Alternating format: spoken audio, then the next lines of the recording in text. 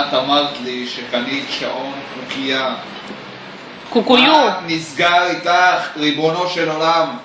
מי קונה היום? תביא לי, ריבונו של עולם. אני חושבת שבזוויות מסוימות השעון קוקויה דומה לשעון יד. הכל חרטה ברטה מה שאת מדברת. אתה לא שמעת עד הסוף, תקשיב.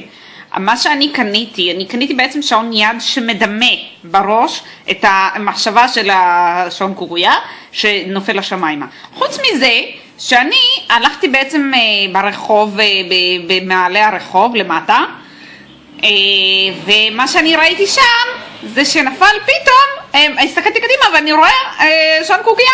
אז אני אמרתי, תודה רבה, סוף סוף. אני עובר בדיוק תהליך של חפיפת קינים, כי יש לי הרבה קינים בשיער השברירי שלי. אמרתי לרופא, תביא לי 80 גרם 80 גרם זה המון. של חנוכיות. הצלם יודע, אפילו הוא היה שם.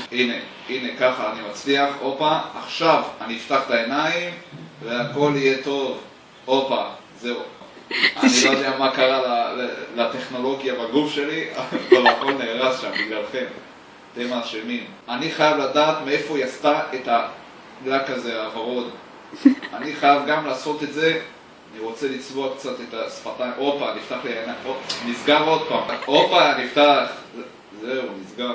אוקיי, רשום לי פה, זה ספר שאת בעצם בנית. אז בוא נפתח סתם עמוד, אני סתם דפדף, אין לי מושג.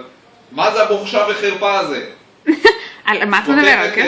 ספרים כאלה, והכל שטויות פה. פרייז. מה זה? קודם כל מדובר בספר. לא, אל תקטעי אותי. מה, אני לא מבין. אפילו עמודים לא כתוב פה. גם את מוכרת את זה $300 ליחידה. כאילו, כשאני אומר יחידה אני מדבר בדף. כתוב פה, אלוהים אדירים, יש לי חור בגולה.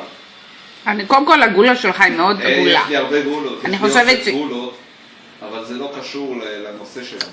הנה, בוא נקרא לך עוד שורה. הפטרוזיליה לא נפלה רחוק מהתמרור עצור. מה לעזאזל את חושבת שאת כותבת שטויות כאלה? רק הדרדסים וגרגמל יאמינו לשטויות כאלה. הנה, כתוב פה עוד משהו. האף שלי ארוך. מה קשור? אני זורק את זה אחר כך, אחרי השידור, אני זורק את זה לפח. זה מסופר על נערה שבעצם מתה לאחר ששתתה מיץ תפוזים של בריגת.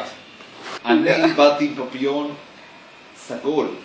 קניתי אתמול וודקה בעצם ב-80-50 אלף.